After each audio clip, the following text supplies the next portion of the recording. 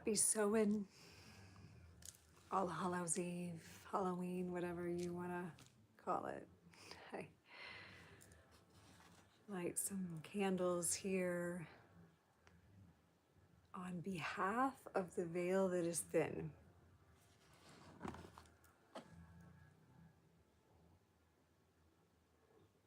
And honor this midpoint between equinox and solstice,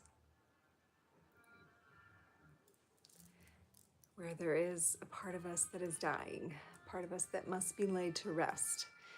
And white is the Day of the Dead, All Souls Day, All Hallows Eve, the spooky time, right? The time when the veils are thin and the skeletons seem to be out.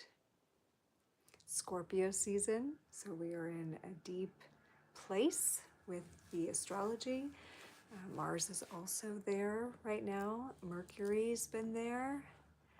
I think Mercury has moved on, but it was recently here. So tonight I wanted to pull some cards, and I had kind of another idea too, to take some of my most favorite books that I have used over the years, and just kind of pull a reading out of the book too for the collective. So even if you're watching the replay of this, I hope you will enjoy. I've got my Brew Doctor's Love Kombucha to bring a little love. I passed this woman selling marigolds on the side of the road earlier. Was a gift from the temples past. I've got an awesome palm stone here from dear Danny over at Midnight Flora IG Live Sales on Instagram. His energy here, loving and blessing him. Just a little dish of things I like to bring to ceremony, my Lotus Mala beads. So I encourage you, if you have anything you would like to bring to ceremony. My father also passed last year, so I just have his memory here as someone who aids me from the other side. So I invite you as well to call in your ancestors, call in your guides, those who've crossed over that you know that you would like to have support you in receiving what insight you may need as an individual, as a picture at the collective for this time. And we are at October 31st, November 1st, depending on what time you're watching this and where you're watching this from, 2025, between the equinox in September and the solstice in December, we are at that tipping point in the middle. We have this three-eye atlas very nearby, which at the very least is triggering some deeper remembrance for humanity of something beyond what we thought we knew before, regardless if there's anything more to that. So I just want to start with a blessing to those of you who are present. May all of your wonderings and wanderings start to come more clear tonight. May you access more of who you truly are and the power that you are as a being, as an eternal being. May your codes turn on. May you upgrade and unlock things in your brain that help you to see your reality more clearly and access abundance more readily. Be in alignment with your soul path. And let's ask universe, guides, witnesses in the astral, because we are also acknowledging that we're not the only dimension that exists.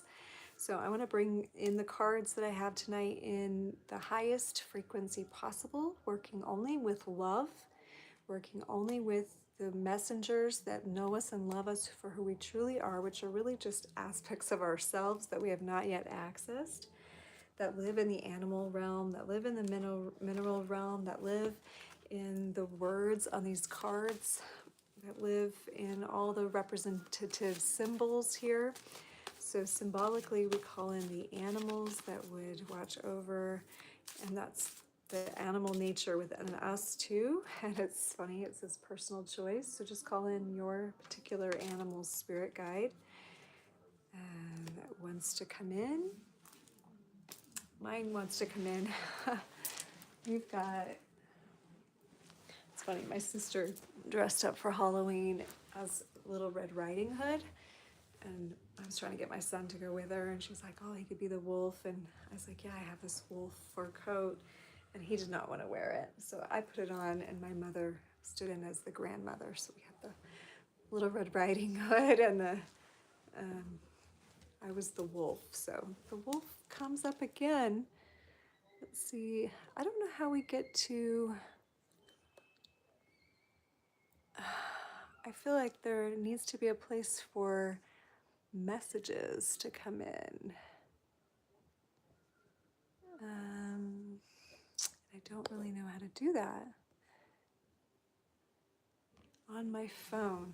That's going to create a problem for anybody who wants a mini reading. And I'm trying to get up to 1,000 followers on my Instagram, guys, so that we can do live readings over there. Again, I do them occasionally on Midnight Flora at IG Live Sales on Instagram, but I would like to do them here until I can get up to it.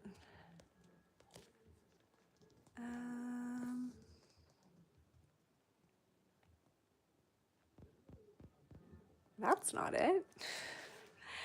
I should have looked more deeply into this before.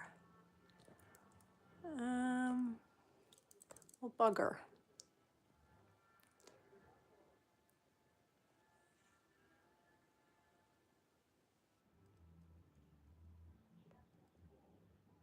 All right, I don't really know, except for now I have the screen background. Okay. Guys, I am so sorry. I'm just going to do a collective reading. I wish I could say hello. I have no idea where to do that. Maybe I should look on my computer really quick so I can see. I should have looked this up ahead of time. I'm so sorry. We're listening right now to Adam Hurst, his album Passages. I saw him live in Portland over 2 decades ago. Going live on YouTube with my phone, get comments.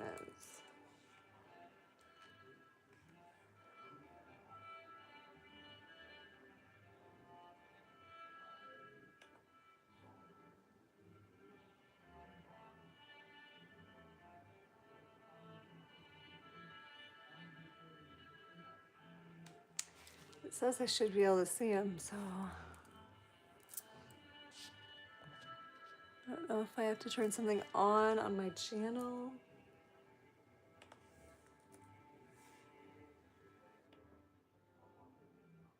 Let's just see, shall we?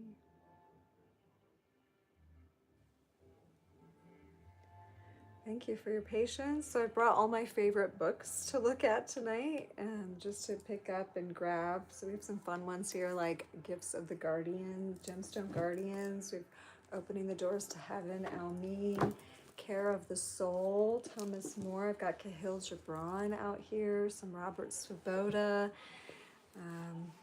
Lots of fun stuff. I'm gonna just flip through the books like it is a reading. Now I got music and me talking on my,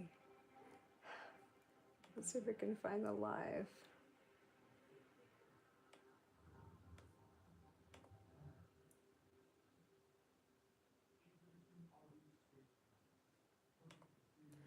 Yes, there I am looking at myself. Let's see if I can do the settings.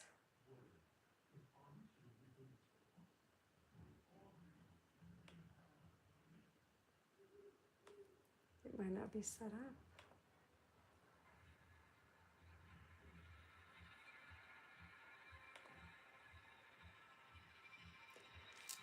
All right, well, I'm so sorry I didn't figure this out ahead of time.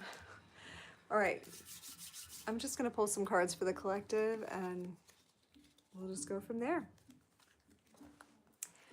All right, loves, I'll figure this out before next time. Okay, the first card to come out is the Tower Moment card, Garlic, in this deck. So that is a destruction of the previous, which is very scorpionic, very much this day. So this Tower Moment, ruled by Mars and Pluto, is transformative, and it kind of comes out of nowhere. Like something just has to change, so the universe comes in and makes the change. So that's that. So I'm going to take the first book in my deck here, Transmissions from the Hidden Planets. This is by Almeen, and I'm just going to go ahead and open it and read. Humanity is the most dense because it is the primary parent race of the cosmos. The other more etheric races are subsequent generations of creations representing aspects of man. Man, as the first creation, contains all aspects of created life. Okay.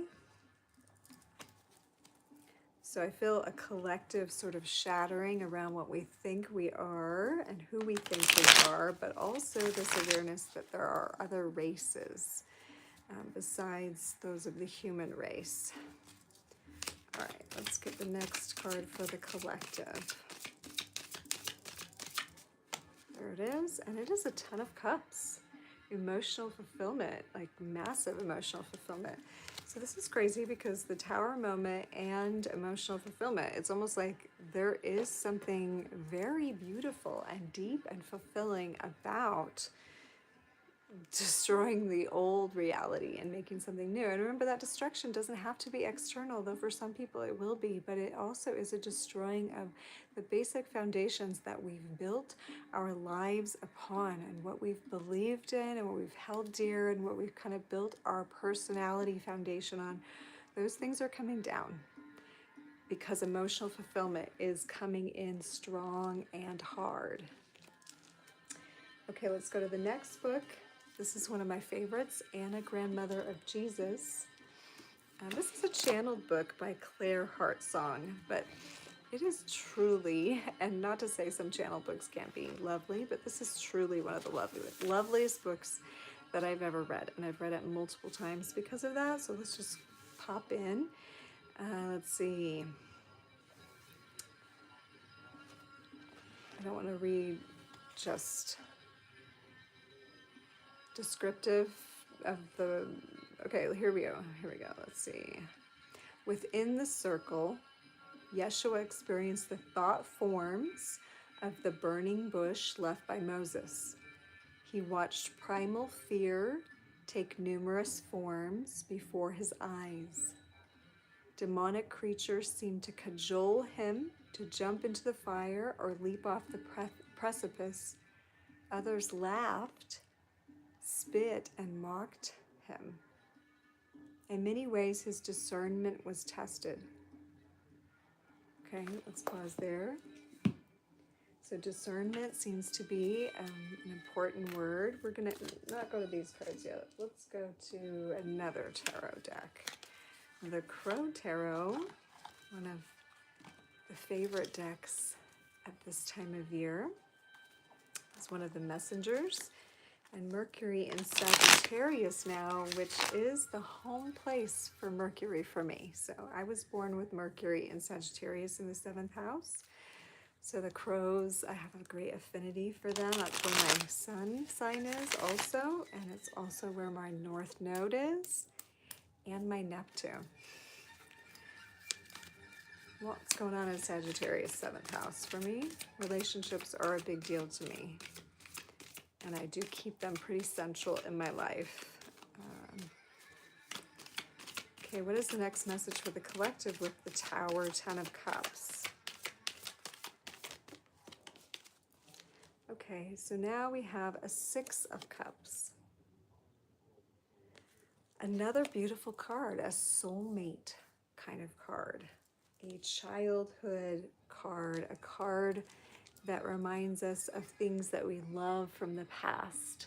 Something of children, of friendship, of a joy and a karmic fulfillment.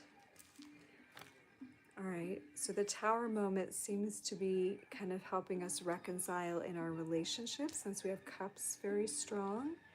I think we're going to pull a cardology card, which I shuffled earlier, which is just a deck from the deck of playing cards. And we're going to get a number to support what this All Hallows Eve is speaking of. And we have 3 of 3 of spades. Okay, so 3 of spades. I'm going to go ahead and read right from the cardology book, Cards of Destiny, about the Three of Spades, and I opened right up to it. Creativity, stress, or working two jobs at once. So that's what Three of Spades is all about. So it is the most creative card in the deck. It is known as the Artist card. So here we have the Artist card. It can literally mean splitting ourselves into two so that we're working at multiple things at a time. Interesting, right? Because, okay, so maybe the Tower moment is we're not just living in one dimension anymore. We're not living flat like we thought. We're not just the surface area. There is deeper emotional fulfillment to be had. Something that is even nostalgic and soulmatey and has to do with the, childlike love, but it is something that is bringing the artist out in you, bringing the creative nature out, and also your creativity as a being, like your creative nature. Like by very nature, we are creative beings. So Three of Spades is talking about us like splitting ourselves into multiple versions that we're living with, and we're starting to own that we're not just this one programmed version we were told to be. The foundation is not what we thought. It's not solid, and garlic's even there, so it's almost like we're saying no to the vampirical energy that's been siphoning off of us, and we're saying it into this portal, which many have used in a negative way. We're using it in a positive way to reclaim the tethers, to reclaim the cords, to bring them back in so that we can access the happy, fulfilled nature, 10 of Cups, the one that connects us to our childhood and soulmate energy and all things good and sweet. So we are becoming a more multidimensional being. We're starting to see all of our gifts emerge. Okay, let's pull from another book. I've got Krishna's Kundalini. This is his actual experience, one of the first documented, literature on someone's Kundalini awakening. So I'm just going to read a little bit. At night, I found myself looking with dread at horribly disfigured faces and distorted forms bending and twisting in awful shapes. Well, this is kind of Halloween-y, isn't it? They left me trembling with fear, unable to account for their presence. The encounter with the distorted human figures in the night world seems another authentic necessity. It is evidently so important that Homer, Virgil, and Dante describe similar phenomena in the descent into Hades of their heroes. It is part of the journey.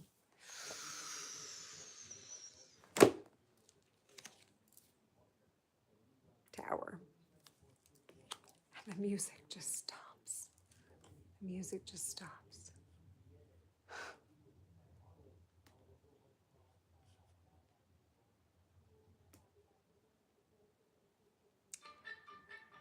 Wait, I think I just pushed ABBA, and I didn't mean to, even though I like ABBA quite a bit. All right, so this descent and the seeing of the shadow beings, the disfigured, the gruesomeness, and that can even be within ourselves, right? As we are moving into this phase of like thinning of the veils, meaning we're starting to become aware of more. We're starting to see beyond the veils. We're starting to, like the curtains are dropping everywhere with people and in the world and in ourselves and in our families, and we're seeing the demons. Okay, this is where we're recognizing like these distorted figures are real, and it's part of the journey to understand the light and the dark, right? And to really have our 10 of Cups, which is the bliss. I mean, that really is like ultimate bliss right there.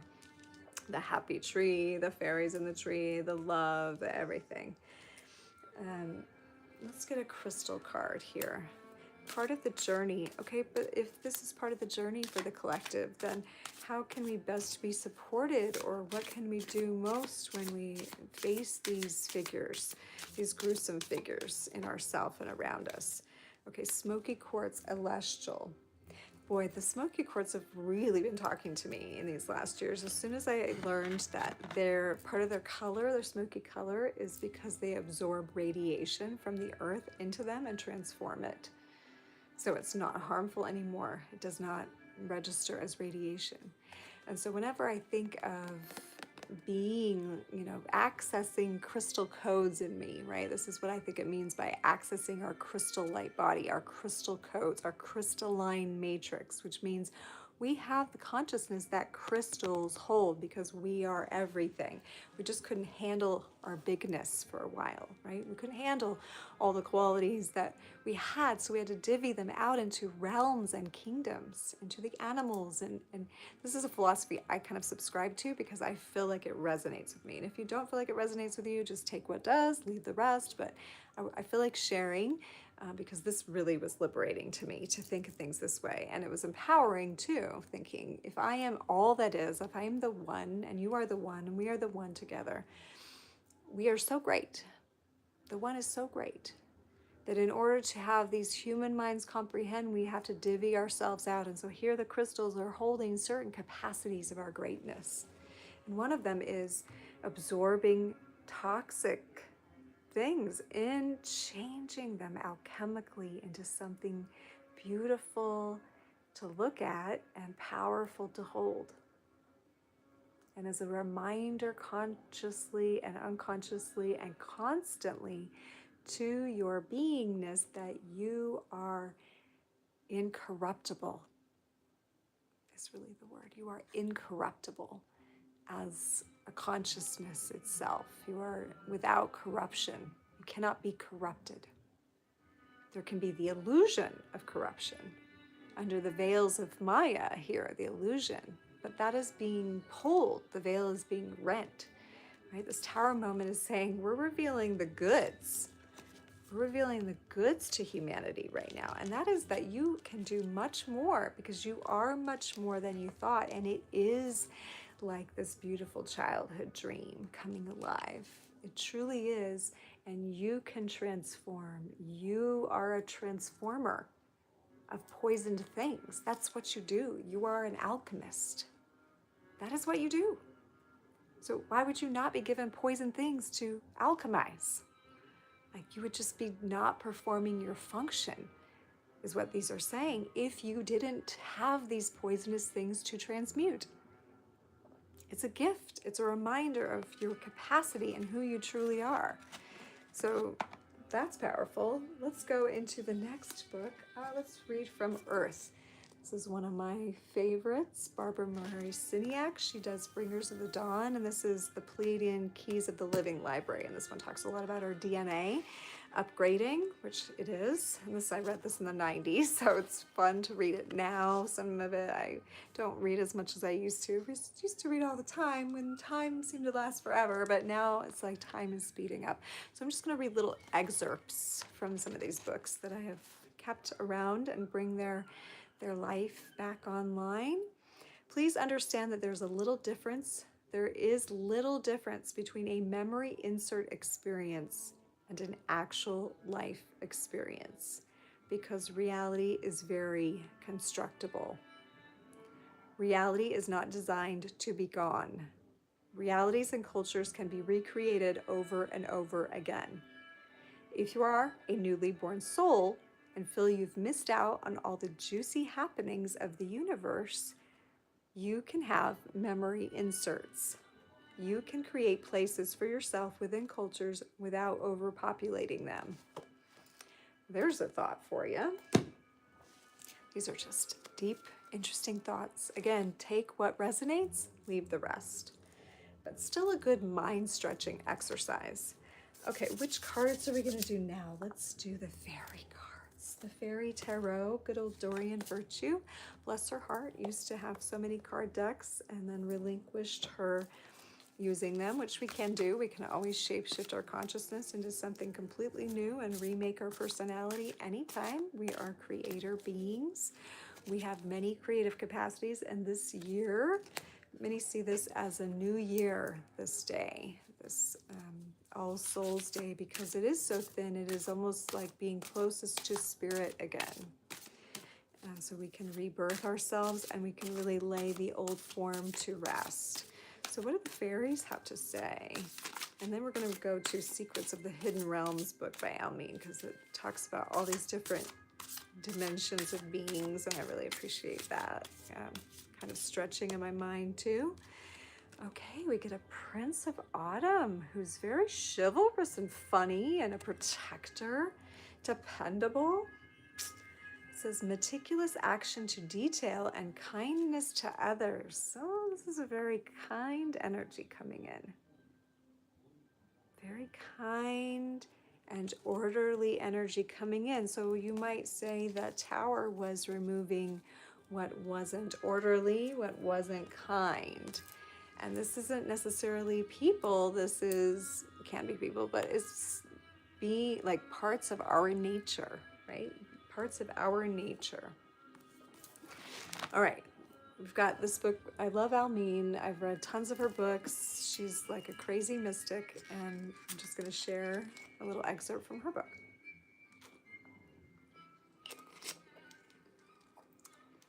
Brew Doctor, love and a little bit of reserve is what I'm munching on right now. Okay, let's do this. The Dragon Kingdom. For thousands of years, dragons have been depicted within art and artifacts. Our global fascination with them has yielded little information, and the mystics that could see or communicate with them have kept their secrets to themselves for the following reasons. We're talking about dragons, okay? Any allies gained from the magic kingdoms have added to the power of mystics who, for the most part, have been power seekers. Sharing such information for obvious reasons, not desirable. So that means if this wisdom is gained and it shares, you share the wisdom, that you're also sharing some of the power, which a lot of power seekers are not interested in doing. So a lot of the very powerful, magical, mystical things are kept very hush-hush for this idea of hoarding the power that's there, okay? But like a body cannot hoard power from one area of itself, there has to come a time in the all that is, in our current reality construct system, where things balance out, which means that which has been hoarded energetically and power-wise must be redistributed. So there is a redistribution energy that I'm feeling from this, that the dragons are sharing. And the second thing is mystics who fell into the category of perception seekers, like the Taoist immortals or the Toltec seers, focused their teachings on achieving enlightenment with the specific purpose of not wanting their apprentice to be sidetracked by the unseen realm's lure of power. So again, like those who've known about dragons and other such beings have kept it quiet, because they think some people will be distracted from their own spiritual awakening process by focusing on something powerful that seems to be outside of us, when instead we can just cultivate that mystical dragon sort of presence within us, right? That's the idea. Anyway, okay, so let's go to this card deck. I'm just pulling cards for the collective at this Gateway All Hallows Eve. I don't have comments turned on, and I don't know how to do it. So I'm gonna have to figure that out. I'm almost up to 1,000 on Instagram, and then we'll go back and do the readings there. And I have been doing readings, as some of you know, on Midnight Fluorite. I do live sales on Instagram, but I would like to be able to do them whenever. So I'm just trying to get up to 1,000 to do that again. So if you're not following me over on Instagram, go find @Bliss in the House and follow me there. Okay, we are using the Mother Runes deck of cards, which have some very beautiful sentiments that could be helpful and insightful for the collective during this time that we're inviting this more humorous, dependable nature in. And it's not dependable as in Capricornian. It's more like soul, understanding, resonance, alignment. So we have replacing the search for greener pastures with the committed flourishing of present circumstances. Oh, hallelujah. This resonates with me so good. So hardcore. And it's card 33. So there is a level of mastery that's needed to commit to the flourishing of present circumstances. So feel what that is for you. Feel your present circumstance. And of course, we're trained in this. Something's better. Something's going to be better over there. It's going to be better over there, over there, over there, or not here, not here, not here, over there with someone else, over there. This card is a reminder that we have the power because it actually is us. The environment that we're in is us. And every time we leave it for something else, we're still bringing that other one with. It's just we're needing now to clean up in a bigger way. So replace the search for greener pastures with the committed flourishing of present circumstances. I don't know who needed to hear that, but I did. And I was feeling that. I wasn't not feeling that, but this is confirmation for me.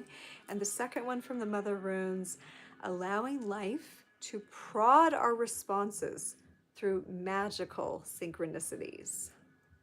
I love that. Beautiful, beautiful of the Mother Runes. Okay, we're going back and forth between books and their messages and the cards for the collective. So I've got Your Body Believes Every Word You Say by Barbara Hoberman Levine. This was a key book for me in the past, maybe in the 90s. Here's a piece. Life-threatening and chronic degenerative illnesses can result from negative thoughts and feelings, among other known causes. Disease, rather than an event to be feared, is frequently a positive force, enabling us to see what changes are necessary to improve ourselves. We make the necessary changes by taking charge of our behaviors. We take charge when we realize that we act out through disease our conscious and unconscious beliefs and thought patterns. When we look at our illness and other crises in the context of this larger picture, we can grow spiritually and emotionally. For whoever needed to hear that, it's a beautiful reminder, and constantly reminding myself that when anything ails me, I'm always looking to what I learned from this book and Louise Hay, You Can Heal Your Life, that our body does speak our mind. Our body speaks all of our minds, our conscious and our subconscious and our superconscious speaks all of them. And often is just trying to get our attention more than anything. Okay, from the Herbal Astrology deck for the collective. So as a recap, in case you're jumping in here late, the first card we got for the animal that's guiding this reading is for your choice, then the Tower card. So collectively, we're going through a tower, but it's to get to 10 of Cups, deep emotional fulfillment, and 6 of Cups, that childlike, soulmate, playful love and fulfillment. To do this, we have to realize we're more than we thought. We have to maybe split ourselves into different parts with 3 of Spades, the Artist card. We have to be an artist with our life and realize we're painting and we're singing all the different stories at once. Okay, we got Mitrayanga, which is actually kratom as the herb. And it is the shapeshifter card ruled by Saturn and Neptune. So Saturn is very much form and Neptune is not. It's formlessness. So together they make up this shape-shifting energy, right? Mitraya is a long-time herb for helping with relieving pain and helping one to really settle, but also shift how I want to show up in the world. So here's the support for right now. We're moving through this time and timelessness. Time and timelessness. Form, formless. Form, formless. We're changing forms. We're shifting our nature because we're learning how to be more. We are reaching a place where we can know emotional fulfillment, but we have to let go of what we thought it was and how we thought it was going to look. But most importantly, all those things from the past that hold us down, because with the 6 of Cups, it can be like thinking back to things of the past. We want to reimagine ourselves anew and bring in a more dependable and charming and humorous nature, as the Prince of Autumn advises us. And to remember that we are here to be the alchemists of our life, like the smoky quartz, and transmute the poisons, alchemize the poisons. I'm in the middle of a live. Hi, just, you can say hi if you want. Okay, we're going to read from The Secret or The Gift of the Unicorns, another Almeen book. It says, the goddess of creation preserved a fourth group of unicorns throughout the ages. 6 unicorns guarding secrets and sacred objects in anticipation of the day when healing would come to the cosmos. Their hiding place was unique. They too guarded codes of creation that could not be allowed to fall in the hands of man, power-seeking gods. Mother concealed them in a place no one would have to look. And I'll leave it at that. These are interesting, mind-stretching books, some of them, that just cause me to think in different ways. All right, we got from this deck, that deck. Let's go the Nature Spirit deck.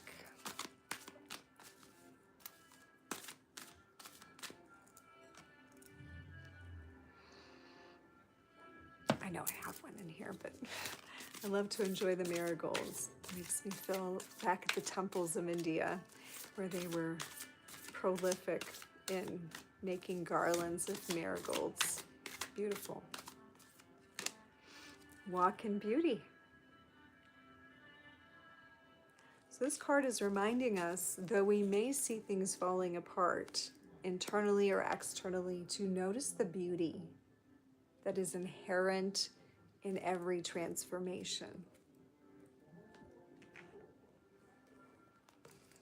Bringers of the Dawn is the next excerpt, Pleiadian channel. I read this in the 90s, in the 2000s, in the 2010s, whenever it falls off my shelf.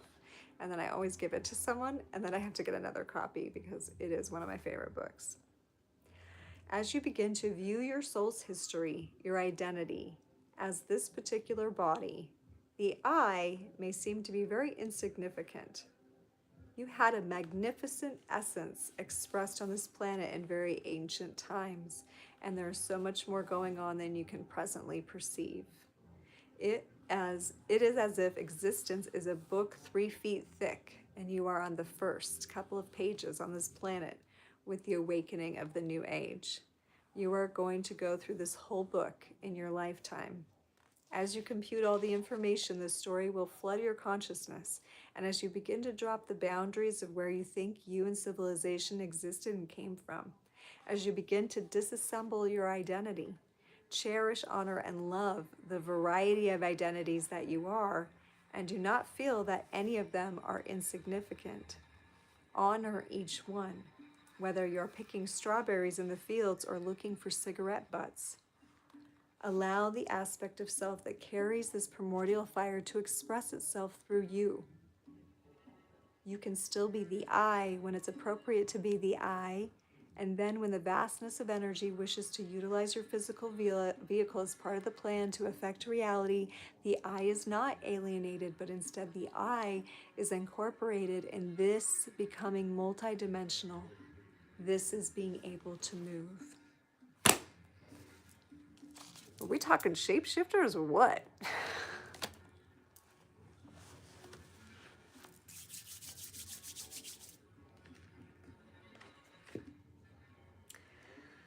Okay, collective, let's pull an I Ching.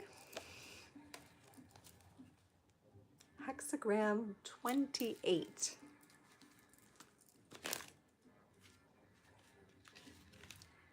From Luana Weatherstone's I Ching cards. I love this deck. Preponderance of the great. Ta quo, lake above and wind in the trees below. A lake rises above the trees, a need for action. The lake overflows its boundaries and covers the trees. Such an exceptional occurrence cannot be ignored or denied. The situation requires swift action. Success is assured if experienced people are called upon to help. This is not a time to stand on your own.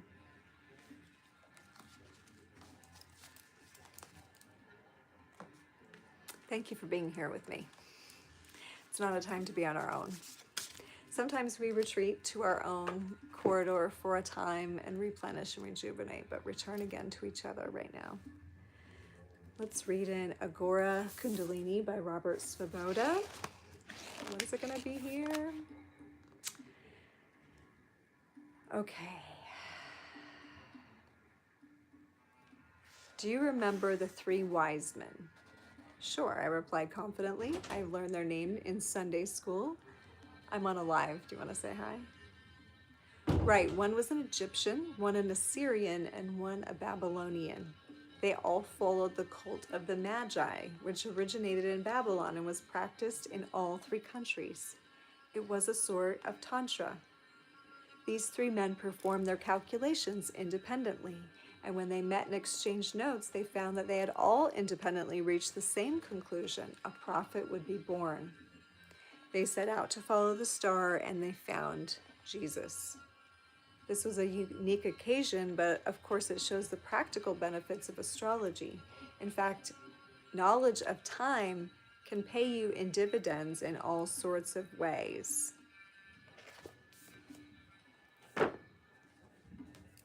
All right, we're going to go to another book because I don't have any more cards right around here, even though I have a ton of cards. Maybe I should just grab the other cards too for fun. Since it's back and forth, I'm like shuffling my tools, which is a fun way to be doing this energy with you tonight. Thank you for being here. Let me pull out my box of random cards here over in the corner, which I don't use very often, but it seems like a good time to bless them. So let's go. This is the Past Life deck. Also Dorian Virtue deck with Brian Wise. So is there anything that the collective needs to know from this deck, or needs to be brought in tune with their consciousness at this time with this wisdom that's being dropped here tonight? And the wisdom is coming from the souls of the listeners. I am just a mouthpiece and facilitating the reading of cards and book passages in alignment with those who know and love us for who we truly are, the higher nature of self. Okay, Mother is coming up. And I feel like this one too, leaving or travel.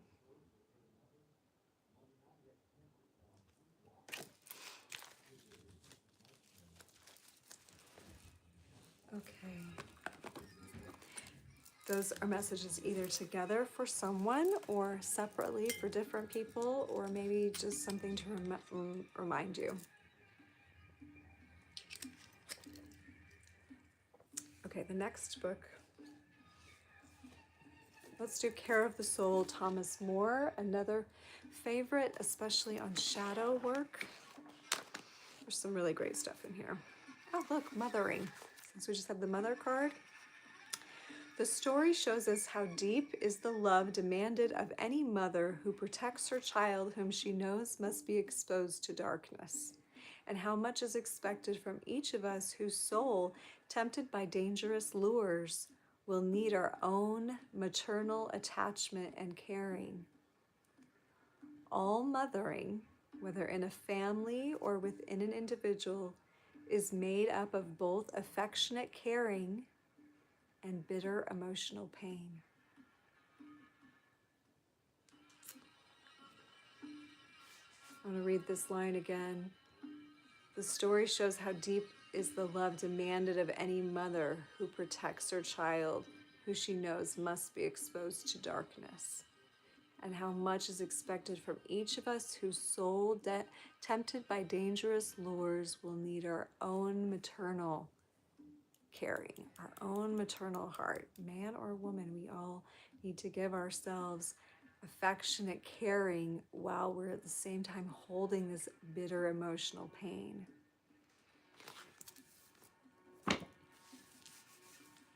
With that, let's get the Earth Warriors. There's some very loving, mothering energy in this deck for the collective.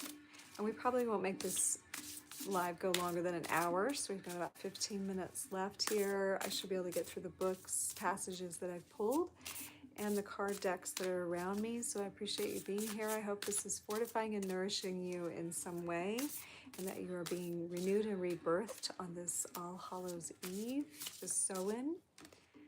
And we get Pachamama.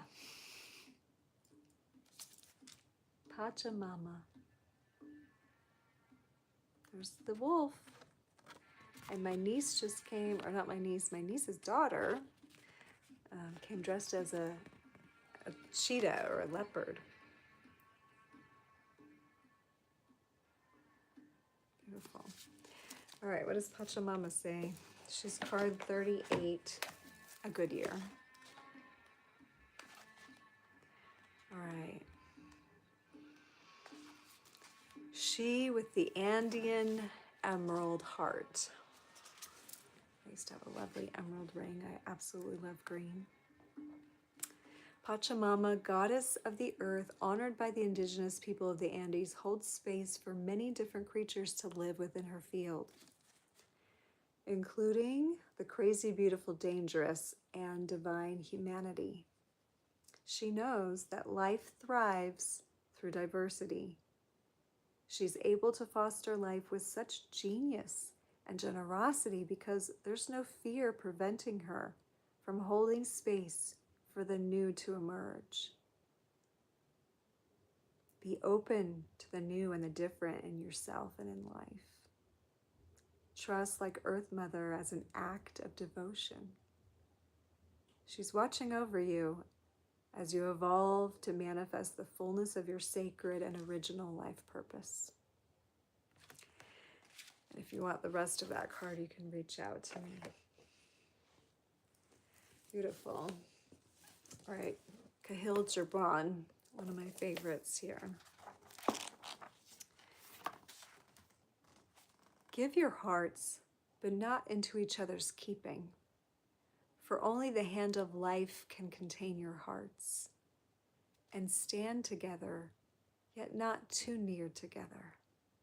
For the pillars of the temple stand apart, and the oak tree and the cypress grow not in each other's shadows. And for some reason, the music goes off. I know we're not playing that entire album. I'm not sure why it won't play more, but we'll go on to something else. This is Accio, the pan drums and the cello. I really like this one. And Vivo, Accio. Okay, so cards. Let's do Whispers of Healing Guidebook, Angelina Hartfelt and Josephine Wall. Josephine is the artist of this beautiful deck. Come on now.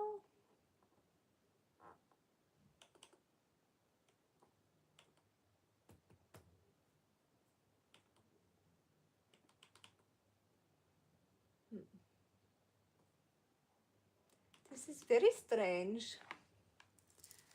I don't know why the play button's not working here. I'll just sing for you guys.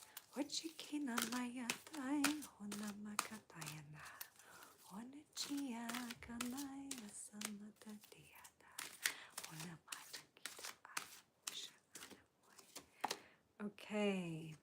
Listen to your body. Listen to your body. Didn't we read out of that body book? Your body's speaking your mind. It's speaking your spirit. This is card 27. And it says, your body's continually communicating with you. It lets you know when you're hungry or tired. Uses its cells to pass information to you. Are you listening? Take care of what you are sensing in your body, just as you would take care of a beloved friend.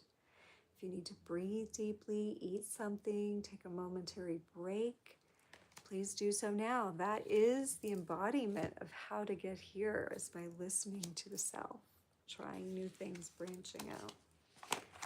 Okay, let's do Lemurian Science of Immortality book. This is also an Almin book.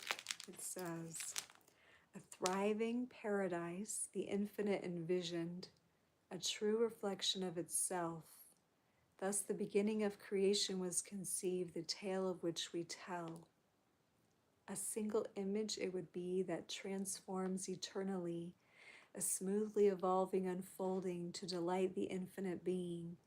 Sound and imagery combine as one, to be heard as well as seen, a spontaneously evolving tale that unfolds eternally. A screen was created upon which the play could take place. Thus boundaries appeared in an imagined space. Like a moment of time with eternity formed, separation's illusion was born. Within its creative space, the one as the many expressed. Great joy was felt when the play began. Of the dawn of creation we tell. Upon the screen, in vibrant scenes, moving images could be seen. As the babe crawled and content, slumbers and plays in his crib. When life began, innocent it was, much like a babe it lived. Like an infant, cosmos was steeped in bliss, intoxicating it was, and so it became addicted to this. When addiction arises, life cannot thrive. Parts cannot develop and get left behind. The microcosm of the macrocosm has always been humankind. Thus, throughout ages gone by, addictions among men you'll find. What was not foreseen in this imaginary play is that the parts of the images would wither away. Limited resources are the result of confines. Wherever a boundary is, limitations you'll find. When resources dwindled because addiction arose, the part of the inner child which was of masculine composed withered and waned because its environment changed. Frequencies were lost. The inner young boy needed to be sustained. 144 frequencies of the adventurous life were gone, and life was seen as a journey of strife. Half the cosmos' inner child died. The illusion of loss arose, and the remaining inner child was terrified. Check it out. Good stories in there. All right, now we're going to pull from the Bhagavad Gita book, and then we will read an excerpt from Paramahamsa Yogananda's translation of the Bhagavad Gita, one of my absolute favorites of any book, but especially Bhagavad Gita translations. Okay, and Hare Krishna. I enjoy all of the aspects of the divine, and I love how they are depicted in Indian teachings. I think it's absolutely beautiful and resonant to me in the many faces of God. And we get conquering lust. Interesting. It says, know thyself to be transcendental to the intelligence. One should control the lower self by the higher self, and thus, by spiritual strength, defeat his elusive enemy, lust. Which is very much Tantra, is very much the control of the bodily fluids and being present in sexuality, that sort of energy. So that's coming in. And let's grab the Bhagavad Gita. Where did it go? Oh, here it is. Okay, so it comes in a dual, and this is Paramahamsa Yogananda's translation of an ancient Sanskrit text, of which I had to chant at yoga school every Ekadashi. If you don't know what that is, you can look it up. All right, let's pull this out. It's been a minute, hot minute. The realized yogi, through intuitive discriminative wisdom, he receives from attunement with God, knows both the immanent and the transcendent states of spirit. He can merge in divinity unity with the absolute in samadhi, and he can also delight in a dualistic relationship with his creator as a devotee beholding and worshiping in the temple of reverential love.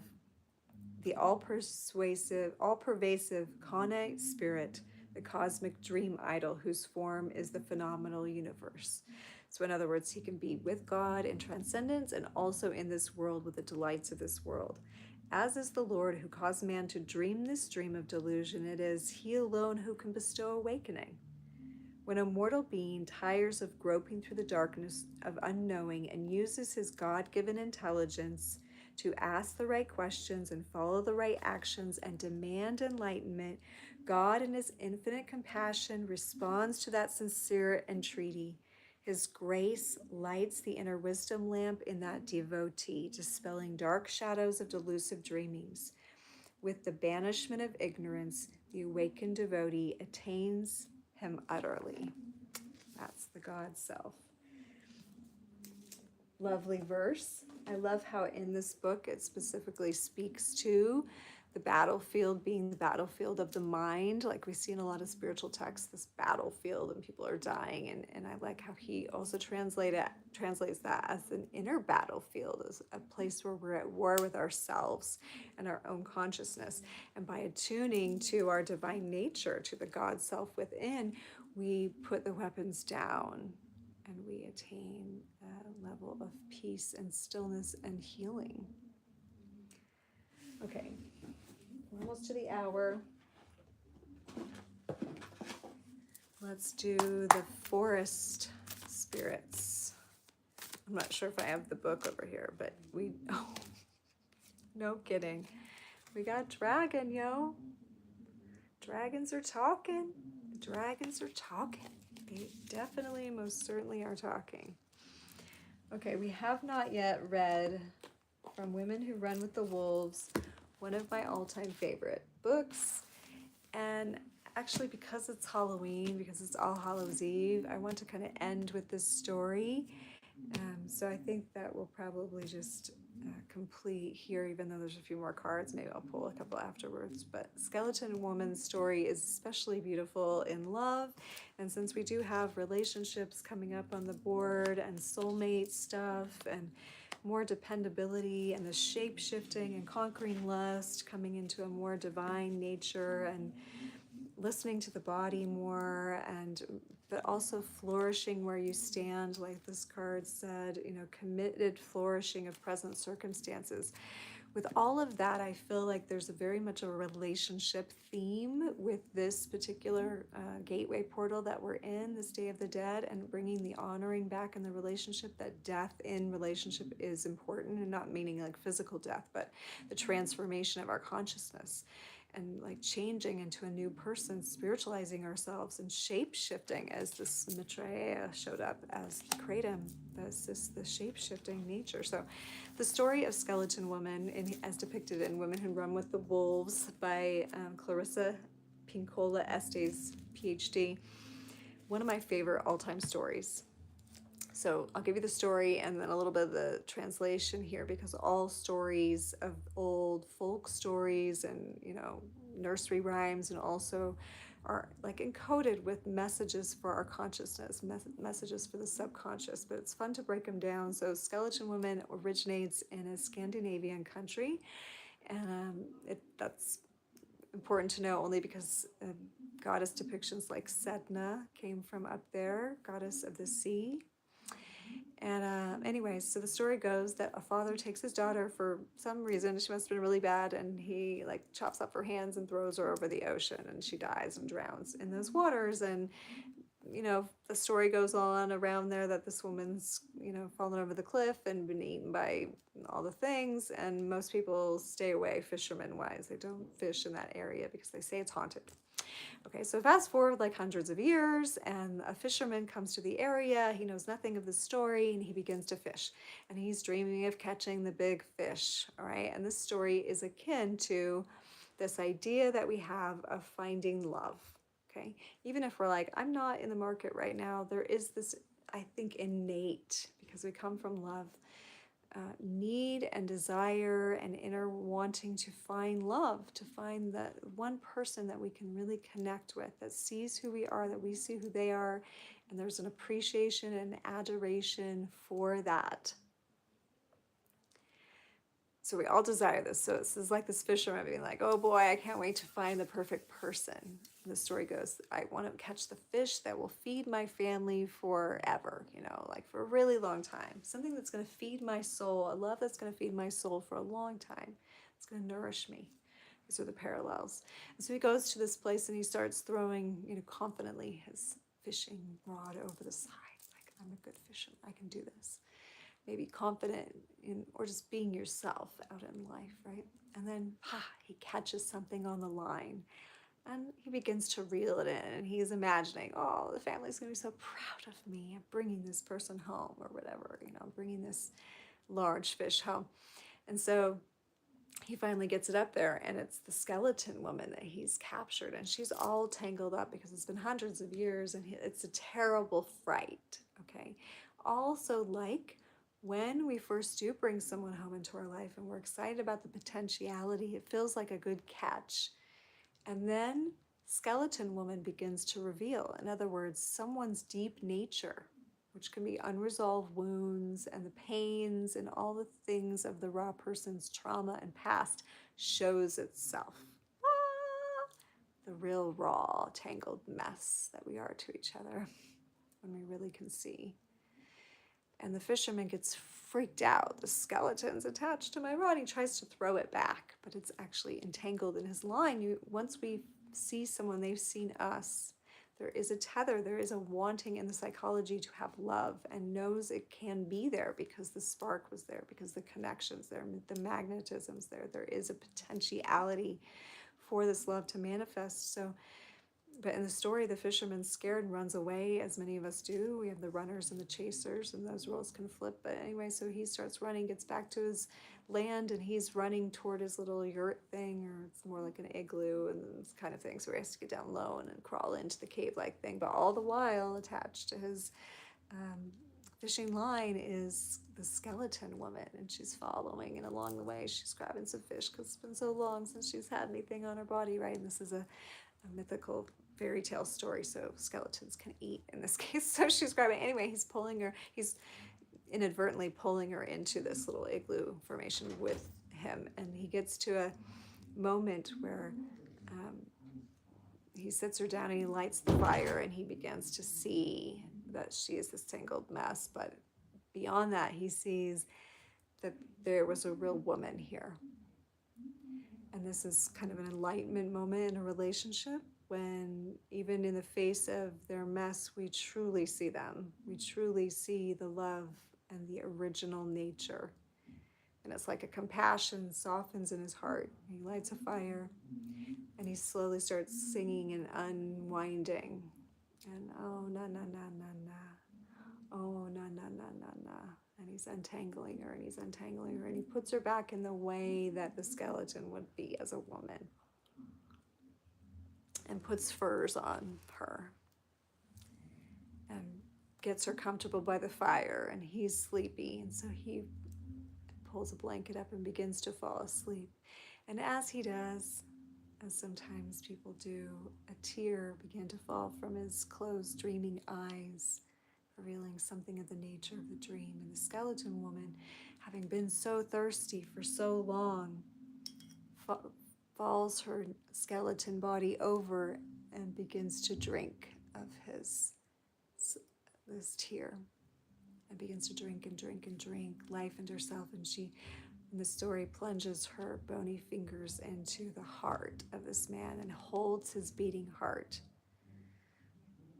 And as it beats, she sings and fleshes out. And as you can see, the parallels here are when you stay with someone, when you drink in their tears, when you attempt to dance to the beat. I want to say, like, the holding, beating heart to me says there is a part of you that is holding space for another person's heart to be alive.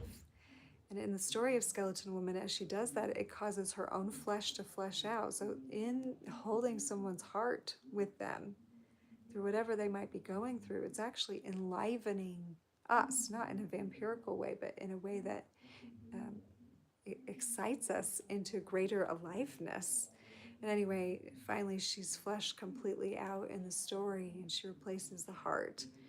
And they end up, he wakes up with this whole woman, and they make love and all of this. So the tale speaks to getting past the fear of the skeleton woman. And what that is representative of is like all the deaths and wounds of someone's past, all someone's tower moments. And finding that beauty and that love that is inherent because we are connected to the divine, and committing to flourish the present circumstances. The dragons are here. The dragon within is here. We are overcoming. We are transmuting the poisons of the past. And let's just end with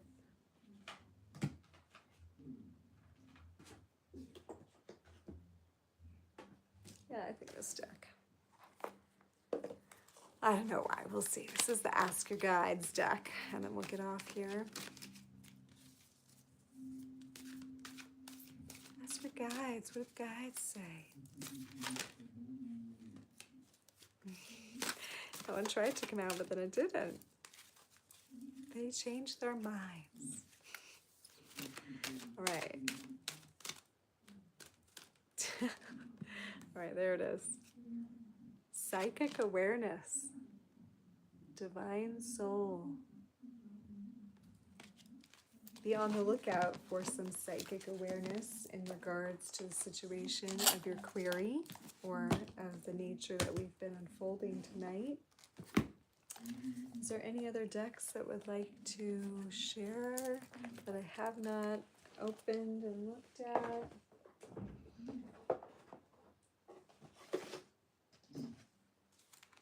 All right, we'll do one Egyptian card just because it's there.